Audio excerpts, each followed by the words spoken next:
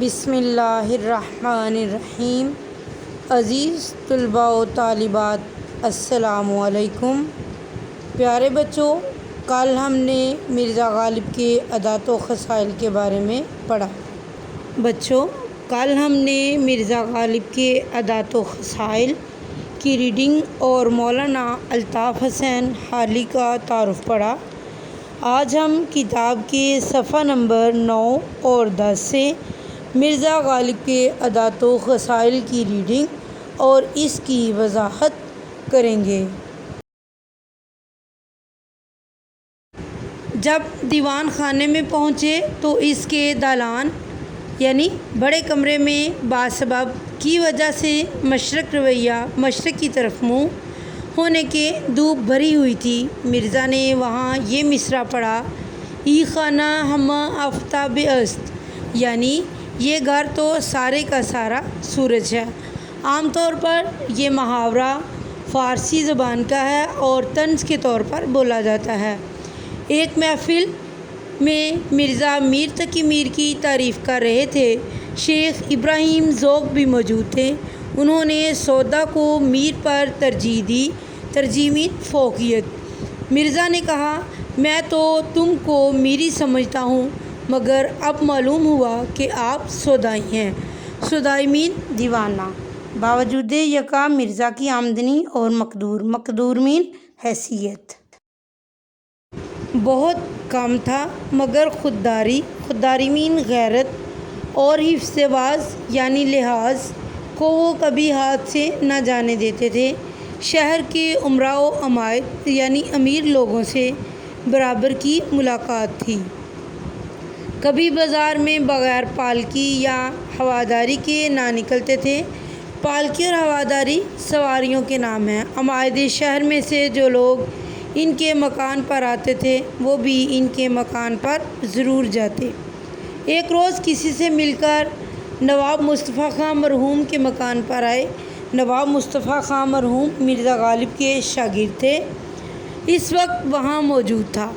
نواب صاحب نے کہا: آپ مکان سے سیدھے یہیں آئے ہیں یا کہیں اور بھی جانا ہوا؟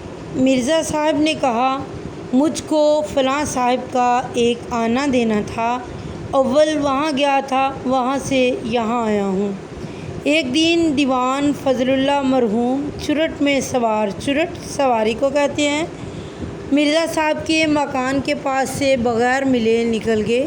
مرزا کو معلوم ہوا تو انہوں نے ایک رکا مین خط دیوان جی کو لکھا۔ مضمون یہ کہ آج مجھ کو اس قدر ندامت ہوئی، ندامت مین شرمندگی، شرم کے مارے زمین میں گڑا جاتا ہوں۔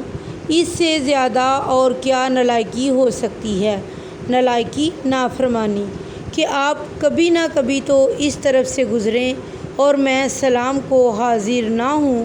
جب یہ دیوان جی کے پاس پہنچا تو وہ نہایت شرمندہ ہوئے اور اسی وقت گاڑی میں سوار ہو کر مرزا صاحب سے ملنے کو آئے۔ فواکہ پھل میں آم ان کو بہت مرغوب تھا۔ مرغوب مین پسند۔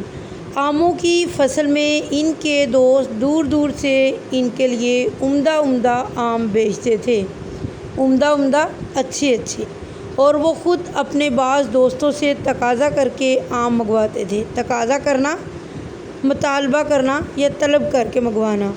ایک روز مرحوم بہادر شاہ آموں کے موسم میں چند مصاحبوں کے ساتھ، جن میں مرزا بھی تھے، مصاحبوں مین ساتھیوں، باغ حیات بخش یا ماہتاب باغ میں ٹہل رہے تھے۔ باغ حیات بخش یا ماہتاب باغ یہ دونوں باغ کے نام ہیں۔ ماہتاب کہتے چاندنی باغ میں ٹہل رہے تھے۔ آم کے پیڑ رنگ برنگ کے آموں سے لد رہے، پیڑ درخت لد رہے، برے ہونا۔ یہاں کا آم بادشاہ یا سلاطین یا بیگمات کے سوا کسی کو میسر نہیں آ سکتا تھا۔ مرزا بار بار آموں کی طرف دیکھتے تھے۔ بادشاہ نے پوچھا: مرزا اس قدر غور سے کیا دیکھتے ہو؟ مرزا نے ہاتھ باندھ کر عرض کیا: اس کو دیکھتا ہوں کہ کسی والے پر میرا اور میرے باپ دادا کا نام بھی لکھا ہے یا نہیں؟ بادشاہ مسکرائے اور اسی روز ایک بھنگی میں ٹوکری عمدہ آموں کی مرزا کو بھجوائی۔ مرزا کی نیت آموں سے کسی طرح سیر نہ ہوتی تھی۔ سیر نہ ہونا، دل نہ بھرنا۔ اہل شہر تحفتاً بیچتے تھے، تحفے کے طور پر، خود بازار سے منگواتے تھے۔ باہر سے دور کا آم بطور سوغات بطور تحفہ آتا تھا، مگر حضرت کا جی نہیں بھرتا تھا۔ نواب مصطفیٰ خان مرحوم ناقل تھے۔ ناقل کہتے ہیں بیان کرنے والا یا نقل کرنے والا۔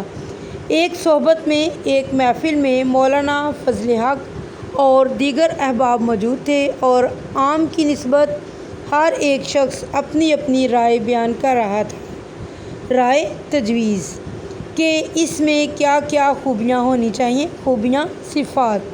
جب سب لوگ اپنی کہہ چکے تو مولانا فضل حق نے مرزا سے کہا، تم بھی اپنی رائے بیان کرو۔ مرزا نے کہا، بھائی میرے نزدیک تو آم میں صرف 2 باتیں ہونی چاہیے، میٹھا ہو اور بہت ہو۔ سب حاضرین ہنس پڑے۔ پیارے بچوں، اس کے ساتھ ہمارے آج کے لیسن مرزا غالب کے عادات و خصائل کی ریڈنگ اور اس کے الفاظ معنی مکمل ہوئے۔ پیارے بچوں، آج کے لیسن کے اختتام پر آج کی اچھی بات، اچھا سوچیے اور اچھا بولیے، کیونکہ بدگمانی اور بد زبانی وہ ایسے عیب ہیں جو انسان کے کمال کو